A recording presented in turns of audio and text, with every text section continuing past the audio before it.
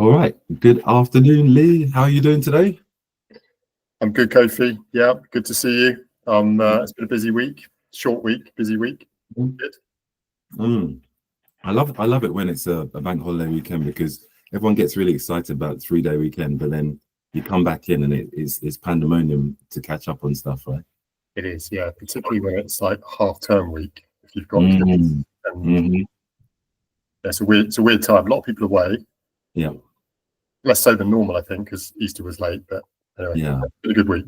There we are. There we are. Well, look, I'm sure many did not come to hear our trials and tribulations of childcare and making the 4-day week work, which I would like to campaign for. But look, thank you first and foremost so much for joining me on the quest to share the stories of leaders from around the globe who have heeded the call to pivot and do something that is a use of their talents that is meaningful to them and families and communities and the world at large. So really appreciate you saying yes to make time for this. And I'm really looking forward to it. I'm really, really looking forward to it, I must say. Likewise. Yeah, pleasure. Brands. So just to sort of ease us into the conversation, which hopefully people can catch up on later on YouTube and other formats. It's I really wanted to start with the genesis of Lee Higgins. And I often believe like where we start isn't where we end up. And if I look at your sort of career history and your profile, it'd be really interesting to start with like your early academic choices, because where you are now, I don't know if there's a degree course, there might be now, that says, founder at Diverse Talent Networks, but where did you start off in terms of like academically in your sort of formative years? So going right back to school. Let's do tertiary education, because we might be here a while if we go. Yeah. Like, Well, I think it's important to say that I was the first in my family to go to uni. So I'm from a traditional working class background, sure. 4 older sisters, and so actually academics it's an interesting topic, and I talk about it a lot. But I didn't know how to study. Like, I stayed in school. I was good at sport. I like being in the school environment. Yeah. But yeah, GCSEs, scraped through them. Managed to get enough to get to A level and then get to a half decent university, which was a combination of doing quite well in my A levels, but then being good at sport. Basketball was my sport, for what it's worth. And then and I didn't know what, like most people, didn't know what I wanted to do. I was kind of quite institutionalized. I loved being in that school, sixth form, college, university environment. Like, I could probably stay there for my whole life if someone would pay me to do it.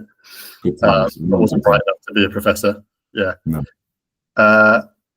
And then, came out with no real idea about what I wanted to do. Although I did have an inkling that I always wanted to work for myself, mainly because I probably wasn't being great. It wasn't great at being told what to do. Okay. And like sort of trying to dictate life on my terms, even from quite an early age, I think. And just felt like you should always challenge like conditional thinking. And so that was me. I just always quite alternative in a way, when it came to sort of thinking about the future of work, even to the point where I could never understand as a kid, like, why do you have to work 5 days a week? That just made no sense.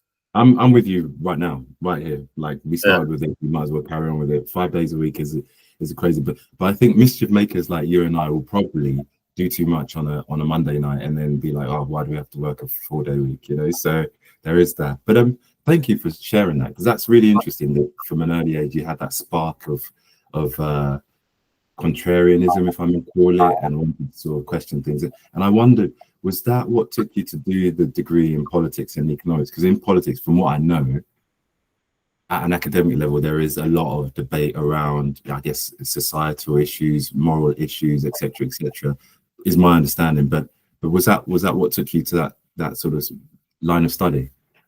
Probably not. There were 2 reasons. One was I'd never knew anything about politics, never paid any interest in it, and thought I should. And the second one was it was the least number of hours, so I could spend more time playing basketball and training.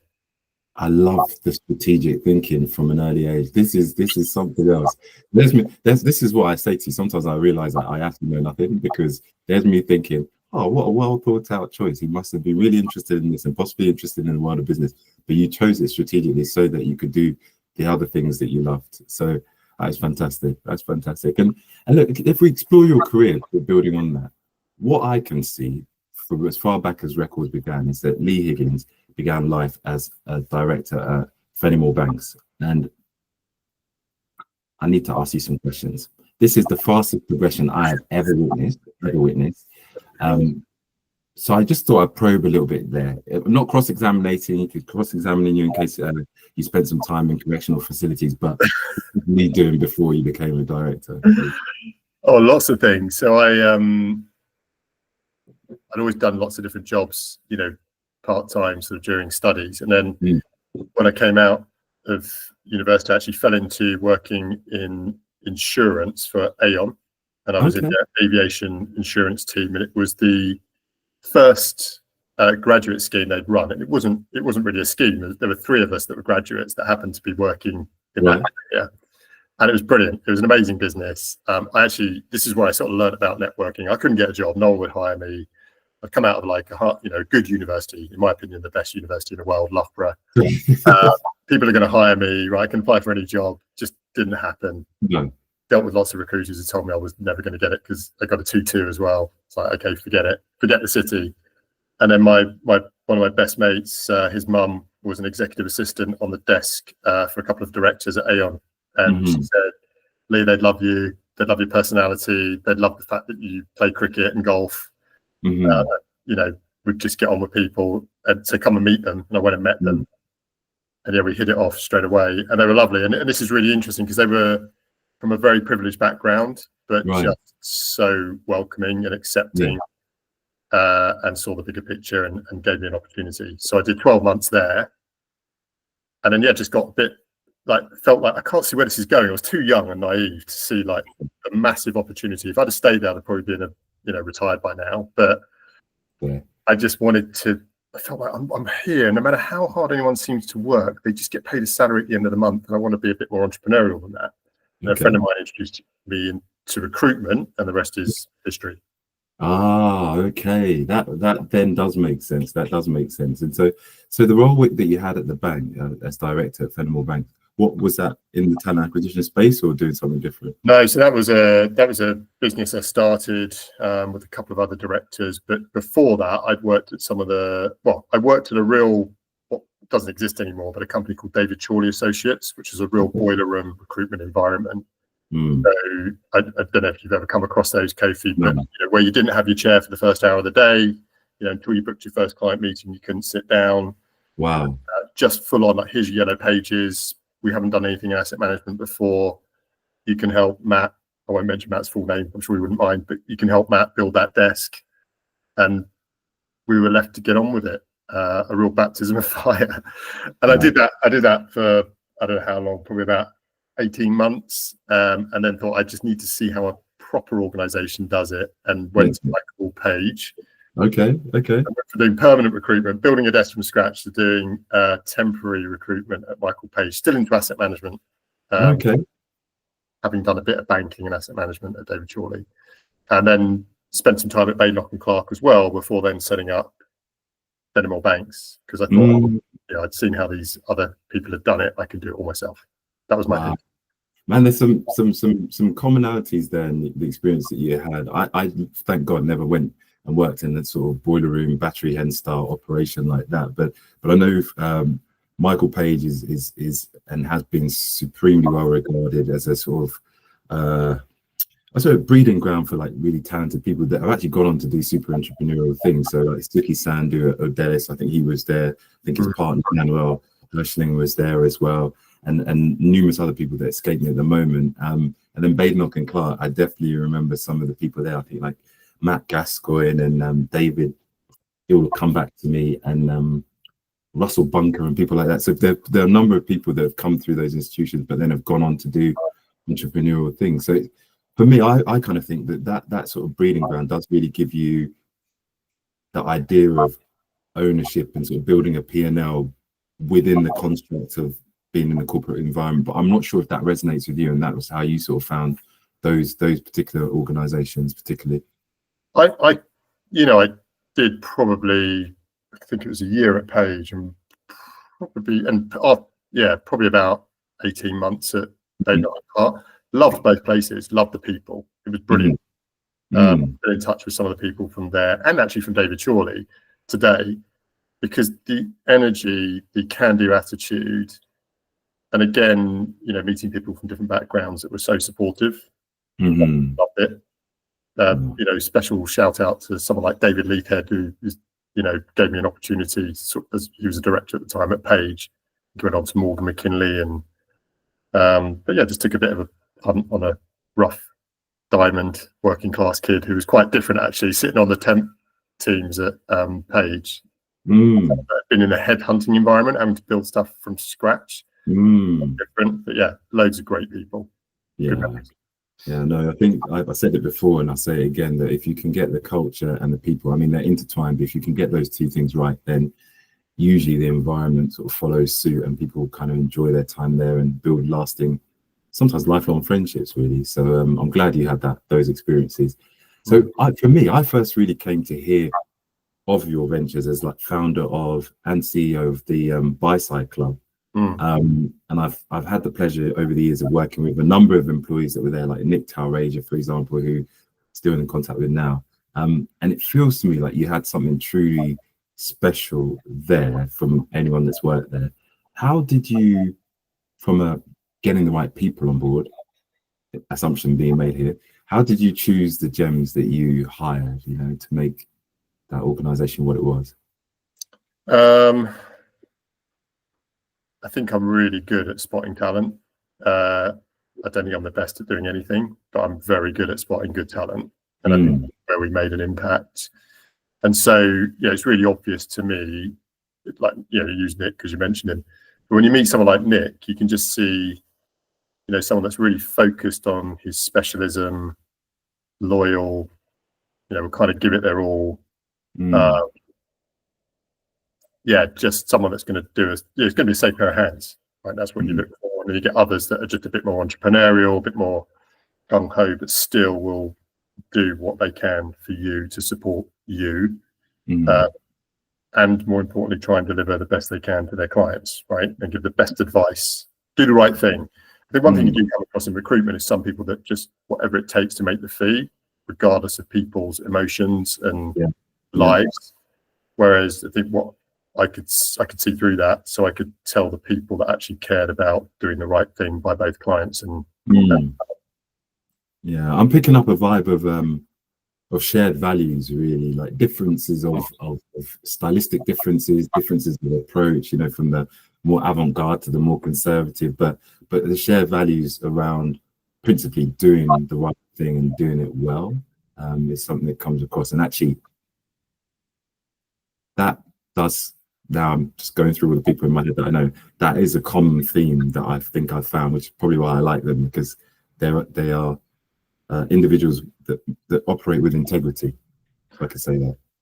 Yeah, and that, that business obviously failed. There are a number of reasons for that. Losing a big account, COVID, like lots of things were counting against us, and actually we were really flat out. All those people worked incredibly hard because we didn't have the technology available that's available today. If we'd have started that business 3 years ago, it would still be here and it would be thriving. And I think that's a real shame in many ways. But the people, it was those shared values. It was also wanting to do the right work. So what we all had in common was probably we'd all come from a contingent background and felt if only we had a chance to do retained work, we could prove how good we were.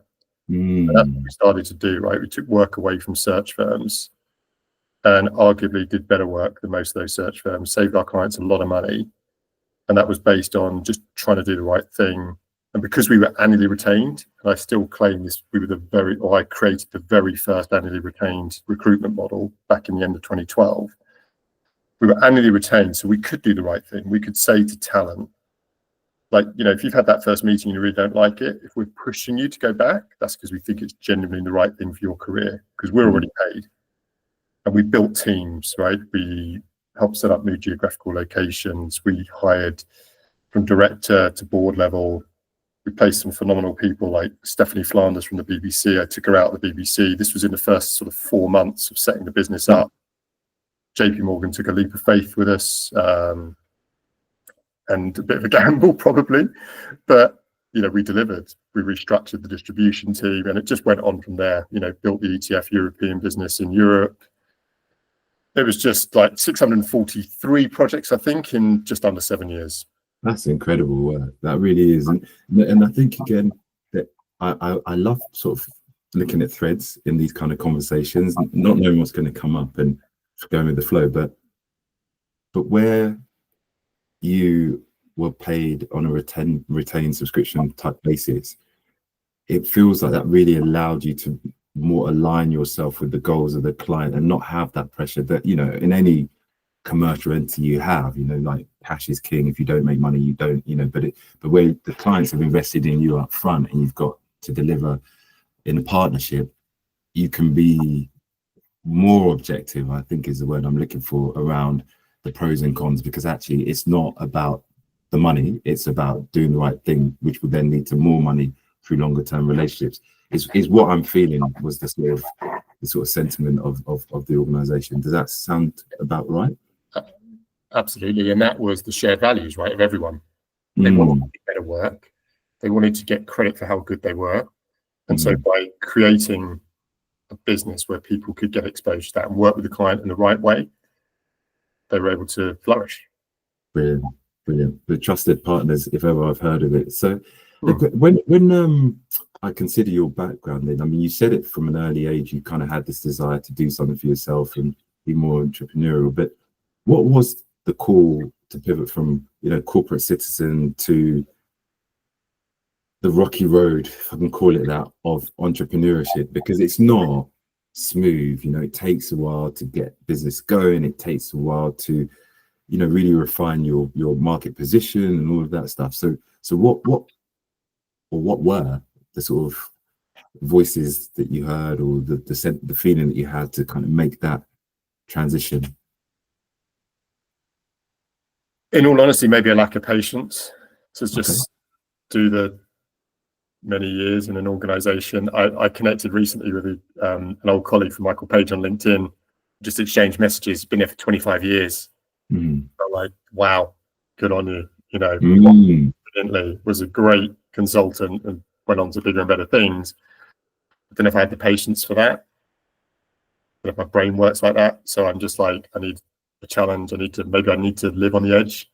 Yeah. I don't take much risk outside of that. It makes me sound really unstable. But I'm just, I think from a work perspective, I mean, I could have made a lot more money if I'd have just stayed in a really good recruitment business and probably been a lot less stressed.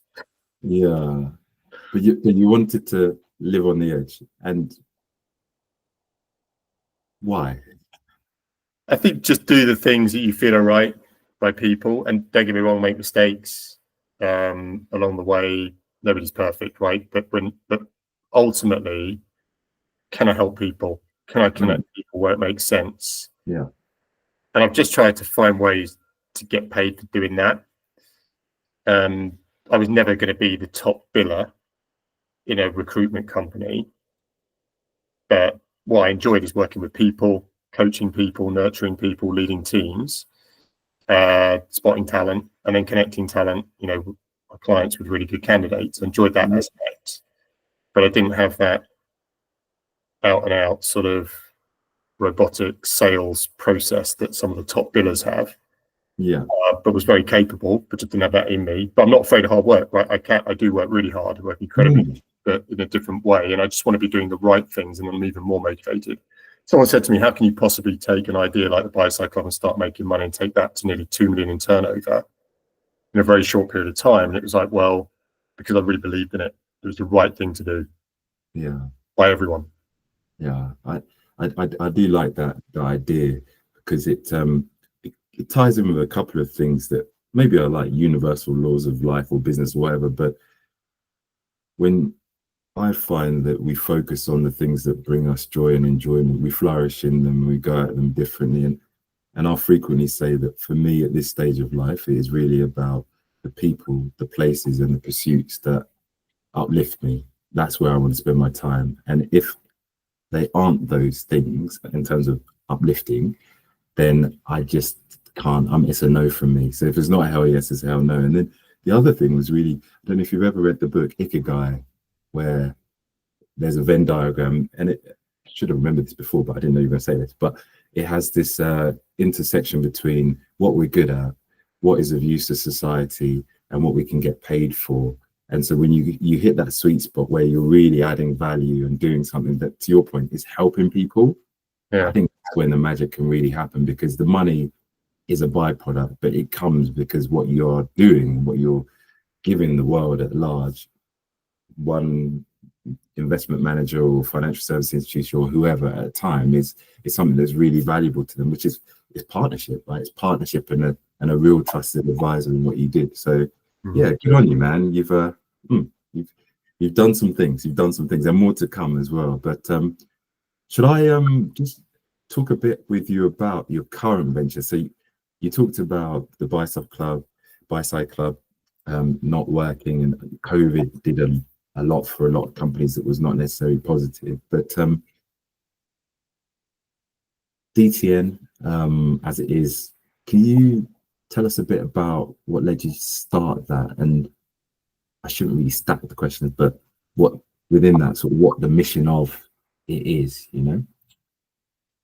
This is a big question in any world that we're in today. So I get, for me, for Dan, for Gareth, the directors that were sort of getting this business going, it was, and my idea was very much that I could see some of the biggest challenges around diversity was, and we did this based on research, right? We spoke to a lot of leaders about the challenges around, why haven't you got a more diverse team? And a lot of people would hire in type, so they'd hire someone like them. So what's really causing you to do that, right? Is it just you don't believe anyone else can do the job? And they're like, no, pressure. Time pressure to get the hire right. And all of that intense pressure at the point of hiring, you kind of default to who you know. So I'm going to hire Kofi because I know Kofi, we've got a relationship. Relationships mean usually trust. He's not going to let me down. And also, those things that aren't necessarily on a CV, the adaptability, the flexibility, the transformation, change, whatever you've done in your, however I know you or what I know you for, you have, you can then go, Kofi's the person, so I'm going to hire Kofi. So we were seeing a lot of people defaulting to who they know under the pressure. And we were like, okay, well then to break that circle, you need to really get to know people before the point of hiring. So widen your circle, build a wider network, get to know more people that are not like you. And it was also, myself included, right? I know from growing up initially in London, in Cricklewood, in North London, in a very diverse environment, to then, as your career progresses, you move out and you go to an area with good schools and it becomes predominantly white. A lot of people thinking the same things about life, whatever their, race and ethnicity, but that was very different. And so it's through no fault of people that sometimes the circle becomes really small. Yes. And so if we could widen that, then I think we would start to have an impact on diversity in people's relationships and trust with others that were coming from different backgrounds with different perspectives. And I always felt as well that, like, what organizations have done, don't get me wrong, employee resource groups are brilliant to a point. It's nice to be in an environment where you can share experiences and, things really resonate. But then outside of that, you need to connect people who still have the influence and the power when not. So for me, it was like that, we can't put people into silos. We want to create a network where everybody is welcome. No one's excluded. And it's just people that are thinking very differently about the world and about sharing ideas and different perspectives. So we tried to create those networks for leaders who felt the same as us. And that's how it all started initially. The real challenge with that business is time. People are so time poor. And even over the last 3 years, we've seen that time become even more precious to people. Wow. That's fascinating. That's really fascinating, because for me, I mean, I do understand it, obviously the background that I came from, doing executive search in-house and externally. So I do really get it. But as you say it there, it sort of makes my eyes go, what? Because we do know that if you act in haste, you can repent at your leisure, is one thing. And you like put bread, when you mix the ingredients for it and you chuck it in the microwave, it's not going to be what it needs to be, and I think you make some really, really valuable points around people expanding their networks, because really how things were done yesterday won't be how they're done in the future. And that takes, like, the companies that are at the forefront of technological change, etc., they innovate. And to innovate, you need people that are going to say, hang on, what about if we add this feature or that feature, which is exactly what diverse talent can do for you across all characteristics, be it neurodiversity, ethnicity, age. There's so many different life perspectives that people can bring. So I know I'm talking to the converted, so I don't need to go into it, but what is the iteration of the business now? So does it still very much, you tell me, what are the pillars of the business now? Well, actually, just to take a step back, so what really helped me form that the business DTN as it was initially, which was building these diverse networks, it goes back to my experience with the Buy-Side Club. So when I set that business up, I didn't want to have an office in London. I had an office at the time, but I set it up in a town called Berkhamsted in Hertfordshire. But what I realized then is I could tap into an amazing market of talent. So at the time it was like working, mums who'd worked in London, who'd had phenomenal careers, but there were very few options at the time in beginning of 2013 for them to work in an environment that would challenge them, stimulate them, but give them flexibility. So again, I like to think I was like a very early adopter of flexible working. So whether it be hours, days, I felt if people did their work, they could come and go as they pleased. Supportive of people, who had kids, but beyond that, we had a brilliant. I remember once in the office, someone made a comment about they didn't have children. Someone left to go and pick up their kids at 4 or something. And there was a comment made, "Wish I had kids, and then I could leave at 4." And I'm like, "You're one of the hardest workers here. You can leave now. If you're done, you're free to go. I'm never going to question whether you're doing your job or working hard and delivering. That we can see the output." And because we were accountable to clients, you didn't have to have KPIs. People were delivering to clients, so they did the work, right? You didn't need to stand over them. Anyway, so that whole experience just taught me that there's so much great talent out there that's just not being tapped into. And people are often looking in the wrong talent pools. So that still exists, that part of the business. But now what I've always loved to do is really support the person, the individual. We've helped develop this amazing piece of technology where we can now really analyze people's skill sets.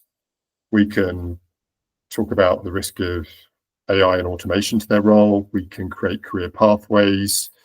You can look at just the whole sort of leadership potential of a person.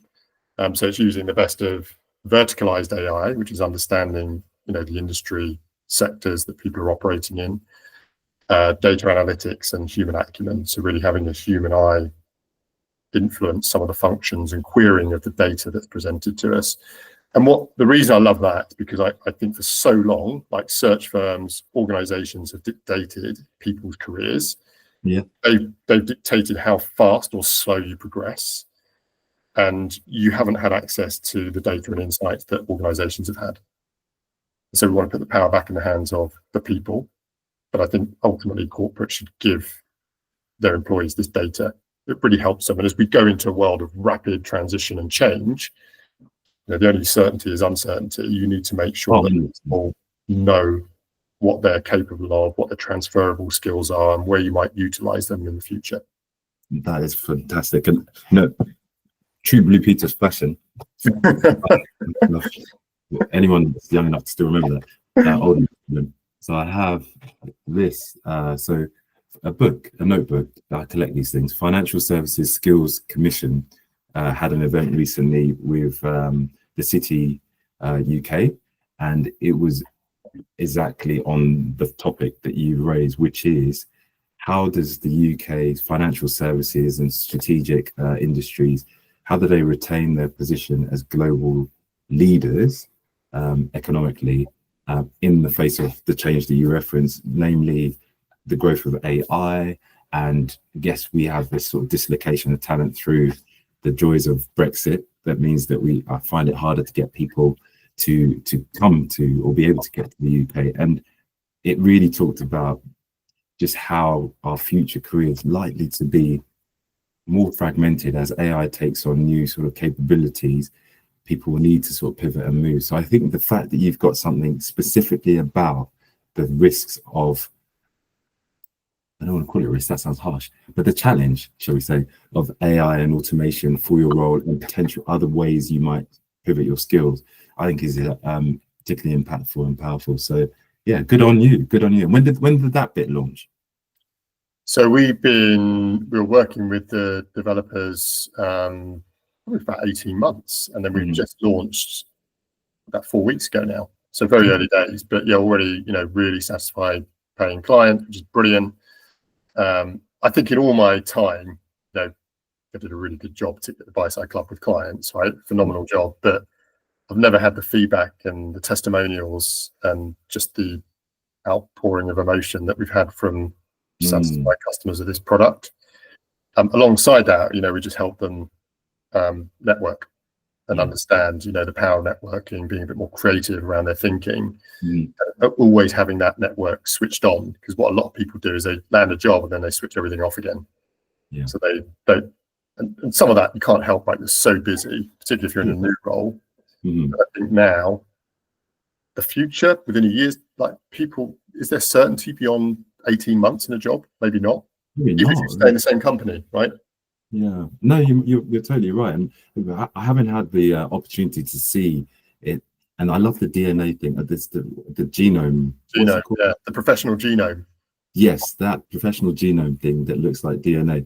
I love that, and sort of the findings that you shared with me recently. I think it's brilliant. So what I'll do is, when this gets published, I'll put a link to the website so that people can see it, because from memory, super affordable for anyone wanting to do that, and accessible, in my humble opinion. And I love it for the fact that it takes the career view, but also the psychological view and the preferences, and sort of blends them all together to give you something that's really impactful from these are the things you seem to like, but also these are the areas that you may be able to develop. So you could be very intentional about how you sort of move forward. That's my take on it. Did I sell it right? Yes, you did. You absolutely did. I think a couple of things there is that, you know, it analyzes the information that's shared with us. So that could be a CV, could be Clifton Strengths, could be appraisals, MBA feedback. We had one person share recently, but we just look at anything that's demonstrating your, you know, skills and achievements. We can then analyze it. The human bit, we built a function in that is really questions that we're asking from an executive search and chief people officer perspective, and looking at all the questions that have been asked over the years when we've been involved in interview processes. So challenging things like even growth mindset, emotional intelligence, just looking at, you know, conflict resolution, innovation, change, restructuring, people management, leadership, board, exco, engagement, you name it. But we go through all of that. And so even if someone's not, you know, if they haven't had P&L responsibility, for example, it would just highlight no obvious P&L experience yet. That's something they might want to look at as they develop their career. And then for corporates, they can use it to benchmark talent. They can use it to validate hiring decisions. A long chat yesterday about bias. There's no bias. We're analysing information that's given to us. The only bias comes by the way someone might interpret the report when they read it, but it creates signals, right? A direction for you to take, either as an individual or as a company. So yeah, I think it's, well, the reaction from people, which if you put a link in this, people will be able to read some of the testimonials for some very successful people who are in career transition at the moment. And that transition isn't always looking for a job. It could be just navigating your career internally. Yeah, absolutely. What a wonderful tool at this precise time when, you know, I guess if you look at financial services in the city broadly, I mean, I am occasionally on LinkedIn, and, you know, the number of people that are exceptionally talented, that are open to work and looking for opportunities, it's happening at a rate that is uncomfortable for me, but I guess it speaks to, you know, economic headwinds and the changing skills that are required, etc. So having something that almost gives you food for thought ahead of the event, or at the time if you've been, you know, you've snoozed, is really powerful. But let me ask you a bit about the obstacles that you've overcome with diverse talent networking, creating it and bringing, you know, the synthesis of all the knowledge and experience that you guys have got to to make it what it is now, which is, I guess, a successful but also a going concern? Like, what are some of the obstacles? Because I think those bits help with people thinking about, oh God, like I might be facing similar, or if that does come up for me, then this is how Lee would do it. So the gospel according to Lee is essentially what I'm looking for from an obstacle perspective. I definitely don't have the answers to that. I think when I built the buy side club, it was very easy to get the revenue coming in big lumps quite quickly and then retain those clients. Mm-hmm. So for the first 3 years, it was really, really easy. Like from getting the first sale within 3 months. Oh, wow. This has been so hard. Like we still survive on fumes, right? Because we were lucky to have some investors, just private investors, not a huge amount, but enough to help us get by. But trying to do the right thing, is hard. I think you get a lot more resistance than I did back in 2012, 2013, when I was starting the buy side club. It's just pure persistence, like persistence, resilience. I know I'm doing the right thing, like by people, the mission is right, to give people control of their careers. I think that's just so important. And so that just keeps you going. But I think what's probably not answering your question, but I think as an entrepreneur, someone that's always had to make money for themselves in the main, certainly in my, the last 20 years, I think it's just not being afraid to pivot. Right. Like, just don't think you've got a plan and it's going to work and people are going to buy your product because you think it's great. Just try to look at that product or service through the eyes of someone that knows nothing about it. Mm-hmm. Is it really a painkiller? Does it really help people, or is it just a nice to have?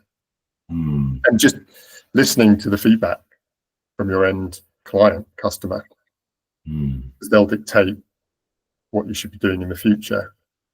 That's some great advice. I like the piece around sort of listening to the extent that you get it, because I think we're in an era now where what were common courtesies in our day are not necessarily afforded as consistently. And I frequently will see people talking about being ghosted, and it's not in a romantic capacity, but in terms of like applying for a job, you don't hear back, even interviewing for a job and you wouldn't hear back, or delivering a product or service proposal and you don't hear back. It seems that in the fog of busyness, people don't always give that. So if you do get it, I think it's really, really powerful to sort of look at it and utilize it and develop the product that you've got or the service that you've got, like you've done. So thank you for sharing some of those things there. And when it comes to tools that someone may leverage, apart from say, hey Lee, can I borrow your brain? Like, what are some of the tools that you've used to kind of leverage the knowledge that you already have to sort of accelerate your learnings and growth and failing and coming back and all of that stuff? Wow. So you're just talking about everything that shaped my thinking or day-to-day tools in the business, like what? Yeah, let me be more specific. I use probably too many words there. So it's more from when you started your journey towards entrepreneurialism or entrepreneurship, what have been some of the tools outside of you that you've kind of utilized to support you on that journey of growth? So for me, I'm just trying to think back to when, but very early on, I saw a Tony Robbins infomercial. Oh, yes. I love the guy. And then read the books, the original books, Awaken the Giant Within. Yeah. I've attended a Tony Robbins fully immersive week-long event. Oh, wow. You're a TR fan. Yeah, and because I think, but that stuff was already resonating with me. So I wasn't someone that picked up the book and thought I need to do that because that'll make me. But it is quite supportive. Like, it's quite a nice thing to sort of look at and just think, like, yeah, you can. A lot of people talk about persistence a lot. Yeah. But I think, like, you look at anyone that's successful in life, it's pure persistence, right? That's really got them there. Whether you're an athlete, business person, entrepreneur, someone in the corporate world, an entrepreneur. I think it's that persistence that's got them to that point where they're just not giving up. They're working harder than anyone else. They're believing in what they're trying to achieve. Yeah. And so that's what's really shaped me. That's why I think Tony Robbins has been that influence. And sometimes if I'm feeling a bit low and a bit like this isn't working, then I'll open the book and just read, or I'll look at him online now. And I wouldn't say like Tony Robbins isn't for everyone, right? But other coaches, as you know, Kofi, my wife's a coach. Yeah. She probably thinks I don't listen to her enough, but I do. And yeah, I think just being, trying to be open. As an entrepreneur, you're quite closed-minded at times. Yeah. In that you know what you're doing, and just going to stick with it, and you're going to work hard, it's going to come off. Sometimes you do need to listen to those other perspectives. So I think it's just trying to develop that skill of listening to other people and hearing what they're saying, and yeah, I found that hard over the years, but it gets a tiny bit easier. Yeah, you've got to trust your gut a little bit as well, and yeah, try and do that. Particularly with this new tool, right? You just know by people's reactions, by what the market is telling you, that you're kind of on something.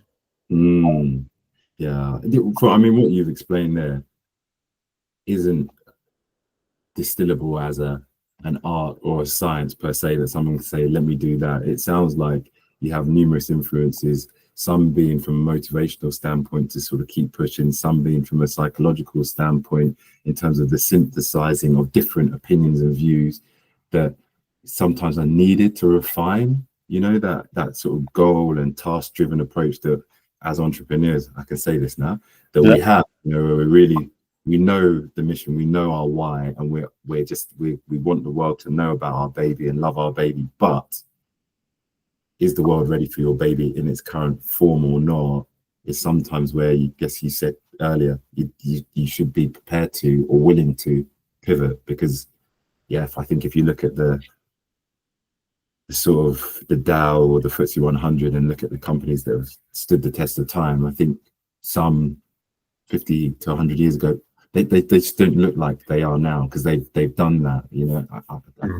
I'm not a huge Apple man. I don't have any Apple stuff, but they have done innovation iteratively for years and years, and are still doing what they're doing. So that's great advice, man. The art and the science and listening to your wife more is probably advisable. I will tell you from experience, like it's good for you. I think that whole, just the experience of life. I think everyone sort of questions their ability. I wrote a post recently about, doubt. Everyone has doubts, and I think some people just switch it off really quickly. I think I'm one of those people that can switch it off in seconds, whereas other people, it will manifest itself for months, years, decades. Yeah. But I think it's that whole like pulling on your experience. And I remember, coming into when we launched DTN, even being challenged on diversity, what I pulled on was my experience. I'm like, I don't. Do you want to hear my diversity statement, or do you want to understand what talent from an underrepresented background is thinking, feeling, having to experience on a daily basis? Because I can tell you that, which is probably more valuable. And that's what we did. We listened to the talent. We kind of went with that information to the market rather than trying to become a DEI consultancy. That wasn't us, but we can share what we're learning and what we're hearing.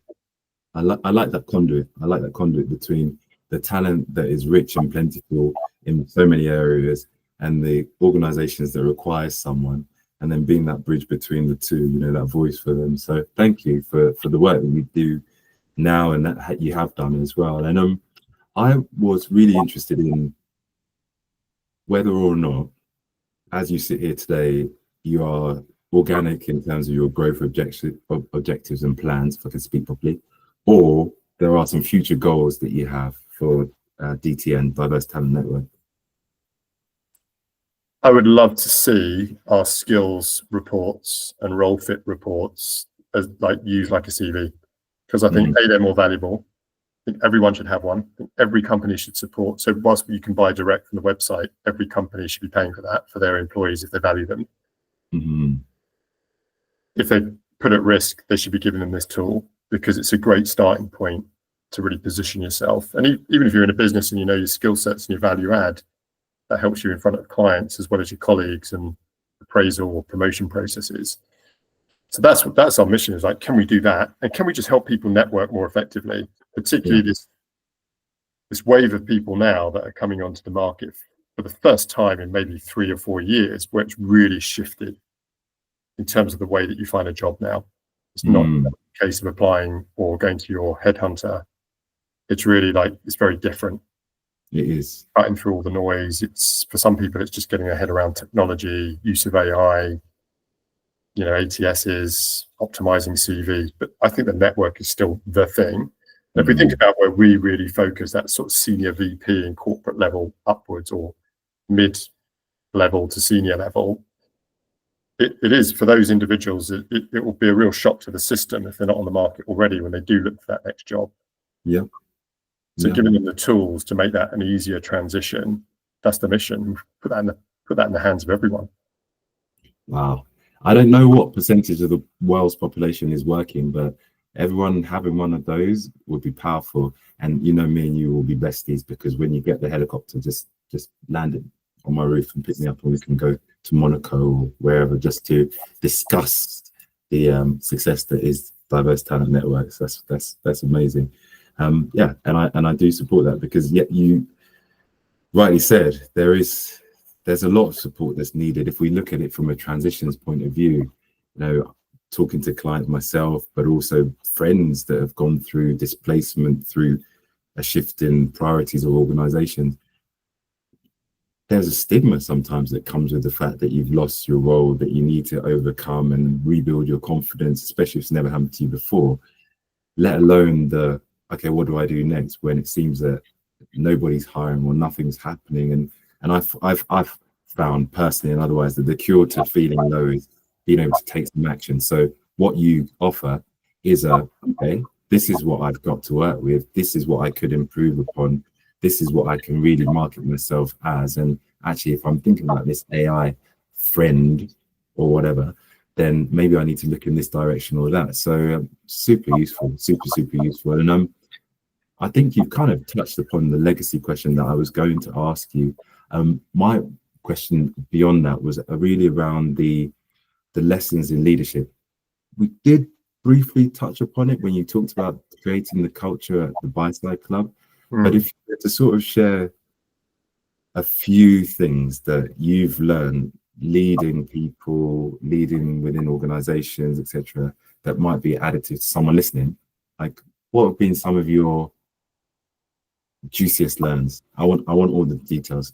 Asking for friends, but also myself. Yeah. I think so. One of the biggest challenges is getting other people to recognize other people's differences and value. And I think about some of the teams I've worked in where people just can't see the value that someone else is adding. Right. A lot of people feel they're doing more work than anyone else. Always. So sometimes pointing that out can be really helpful. I think listening and regular check-ins, if you're running a team, frequent check-ins, it's like anything, isn't it? If you're getting a frequent update, then things don't fester and boil over. Yes. So that's really important learning. But trying to create the right environment, particularly today, where people feel they can flourish and don't feel like under intense pressure. If everyone understands the mission of the business and what we're trying to deliver and achieve, then they get on and do the work. And that might be different. I'm talking mainly actually about more experienced people, but that's, I haven't, for many years, I haven't worked with graduates or second jobbers, but I think it even applies there. It's understanding the mission, believing in it. I used to talk to a lot of the asset managers we work with at the Buy-Side Club about how many people in your business don't actually understand what you do as an asset manager. I remember getting stunned silence once in front of head of HR on a board, and they were like, probably quite a few. Yeah. So you could be sat in accounts, marketing, and a whole bunch of places and not really understand what the end product is, or what the positive aspects of that business are. Okay, helping people retire, helping people have a standard of living, looking after their money, being that custodian. So I think there are so many ways that the organizations can do a better job of communicating what the goal and the mission is and the impact that you might be having, whether you're working on the front desk, welcoming people into the building, or being a portfolio manager or a head of sales or chief marketing officer or CEO. Everyone's got to understand what the mission is. I love that. I really love that. And bringing in my Netflix watch list to the story in the way that I'm now trying to piece together. There is I think it's called Thunderbirds. I don't know if you watched it on Netflix, and it's about the exhibition team for the US Air Force. So they go around the world and they do these incredible displays. Some of them are very dangerous because of the number of G's that you pull that you could black out, and then at that speed you're not got much chance to survive. But when I watched it recently, everybody understood the mission, not just the pilots, but the support, the ancillary staff, the folks that would get the planes, prepped and ready. And each one of them had this level of pride because they really bought into the fact that they're there to allow the mission and the performance to be the best ever. So everyone that was working on each plane was like, I want my plane to look the best. I need it to be the most tuned up and everything else. And you might say, humble mechanic, but the pride that you see and the discretionary effort that is released, like those planes were gleaming. You could literally see your face in it. And there's a lot to be said for organizations, coming back to what you're saying, who understand that.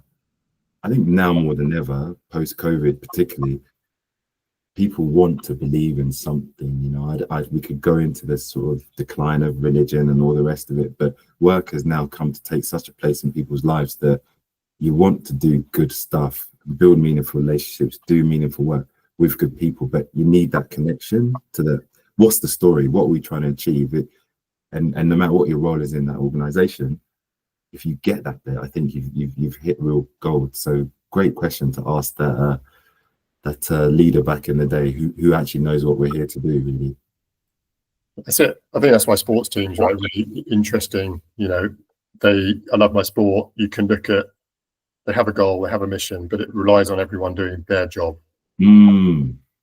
So there's lots of coaching chat now about, if you do your job in the team, then we'll get the result. You don't have to worry about winning. It's like, this is your job, this is your role, this is how it contributes, and then we get success. And I think it's the same for business in many ways.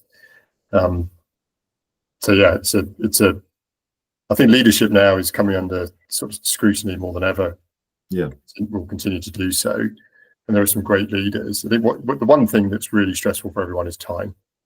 Yeah, and being asked to do more with less. That is true. And I suppose I've got many thoughts on that and pushing back against that, but also working with it. And that, as we talked about before, you do, if you act in haste, you will repent at your leisure. And I think sometimes what I've discovered in my journey talking to clients as a coach is the perception of time versus the reality of time. And do you really need to be doing X, Y, and Z that you think you have to do and that you've always done? Or can you take that time principally for yourself, actually, to go deeper and reflect on what are the strategic levers that I can really pull on that will make my life a factor of X better than it is? So it's an interesting one, because I think you're absolutely right. We're instant everything, instant coffee, instant this, instant that, and it's all driving us towards not necessarily reflecting and being strategic. So yeah, one for another episode for us to solve, no doubt. I think so. You look at how the next generation learn and absorb information, and they can be on 3 screens and still hear what you're saying. So that's what my kids tell me anyway, but I don't believe a word they're saying. I don't believe a word they're saying. So I wanted to ask, if you were in the Navy or the RAF or whatever, you'd have these monikers or logos or mottos like Per Ardua ad Astra or whatever it may be. Do you have one such life motto that you kind of hold on to in times good or bad? I don't. Well, the fact I've got to think about it says no. But the thing that springs to mind is persistence. I think it's just that ethic, work ethic. I talk about this a lot with my kids, that when I was doing sport, whatever it was, when I was playing football and I transitioned to basketball, athletics, you would put the work in always, like on your own. And I think that's maybe grounded in that. Seeing a strong working mum with multiple jobs, and dad. So yeah, you just go, I think maybe that instills a bit of that work ethic, but persistence is one thing that always springs to mind if I'm asked, like, why are you doing what you're doing? I'm like, how do you think you'll get the results that you want for the business? And I think it just comes down to persistence. Persistence. Okay, well, that is going to be my persistent thought as I go through today and the journey of entrepreneurship, if I can say that too. As we draw to a close, I've got one last question for you, if I might. Do you still have a few minutes? Yep, no, fine. Yeah. So my last question is, if you could go and speak to anyone right now who was looking to try and find their unique purpose and their unique calling, like, what would you say to them if they were thinking, oh God, I'm not sure what to do, I don't know where to start? That's easy to answer. You've got to think, what are you really passionate about? Like, what problem do you want to solve? Whether it's for a person, yourself, multiple people, it doesn't matter. But you've got to be passionate. I think that makes you really happy, right? If you can be passionate. And I think for a long time, I wrestled with going in and out of recruitment. It's like, well, does that really make me happy? Yeah. Like getting a fee, treating people like a commodity. Obviously, we pay now if people do a report, but it's, relatively low. Well, it's all relative, but a lower price point can be paid for by the company. But actually, the value is so much more. And then we wrap a load around that, around just advice and guidance around networking and plugging people into contacts that we know. So I think that I can get really passionate about. That will get me up in the morning, and I know I can help. I know I've got the skills. I've dealt with so many people over the years and seen so many leaders, good and bad. Yeah. So I think it's that you've got to be passionate, otherwise you're never going to be able to stick with it. Yeah, no, I love that. I think passion is something that maybe sometimes, we don't think is obtainable because, as you talked about conditioning, like right at the beginning. And I think if I look back on my life and I look at lots of people, starting in that recruitment field, when I talk to people about where they wanted to go next with their careers and what would really,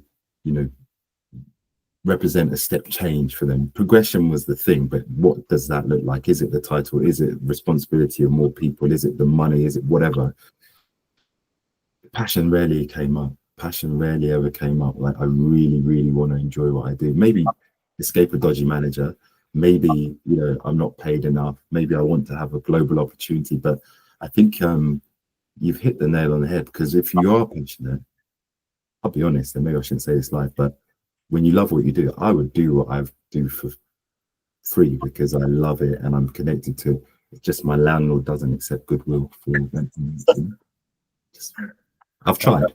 It's not happening. So that's that. But thank you so much for that. And just to close and hand over to you, so we've kind of meandered and danced in the moment and just talked about lots of things, and time has flown. Like, I could definitely do this longer.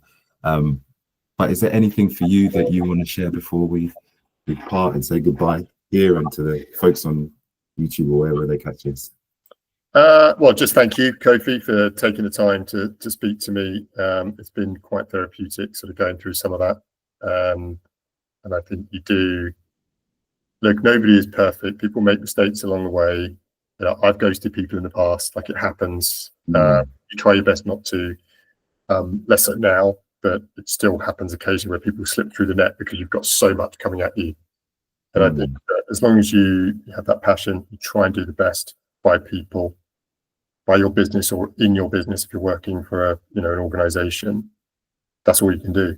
And I think it's I had the privilege of meeting Simon Squibb. But then if you come across Simon, he's heard of him, never met him. Yeah, and the one. So it's interesting because this is someone that's now helping people start their own businesses, and he talks a lot about passion and doing what you love, and that's when you'll be successful. But I guess what he does really well, I think, is just he listens to people, and I think that active listening is really key, and it doesn't happen as much as it should.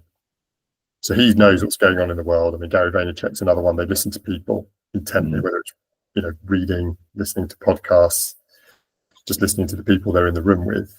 and they start to really understand the direction of travel, the trends, the themes in this new world of work. Yeah, that's a brilliant thing to say, and I think you do it well. And that's say, I knew about your earlier entrepreneurial ventures from the Buy Side Club, etc. And I think there is definitely power in the relationships, which I prefer to the word network. But unless you're going to change your company name, we go networking as well. I think there's real power in that, because I've benefited from the knowledge that you have, which you sort of share to sort of connect people that could be supportive of my journey, or that I could help in some way. And some of these people, I mean, they trust you, and you know them, and you've gone back with them for years. So I think for me, to sort of close it, it does speak volumes about the integrity and the long-term view that you've held.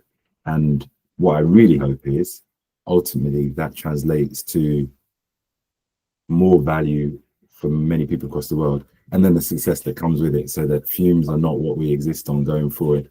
There is the helicopter that I promised, well, you promised me, but I asked for it. It comes to pick me up so we can go and have strategy away days in Monaco, because I heard the weather's good down there right now. Love that. If you're up for it. I'm up for it. All right then. Well, I'm start packing now, but have a wonderful rest of the afternoon, and no doubt we'll catch up again soon, and yeah, share progress reports and keep each other accountable on this rocky road, less travel, but definitely worth it, Yeah, look forward to it. Thanks, Kofi. Right, all the best. Thanks, Lee. See you soon. Take it easy. Bye-bye.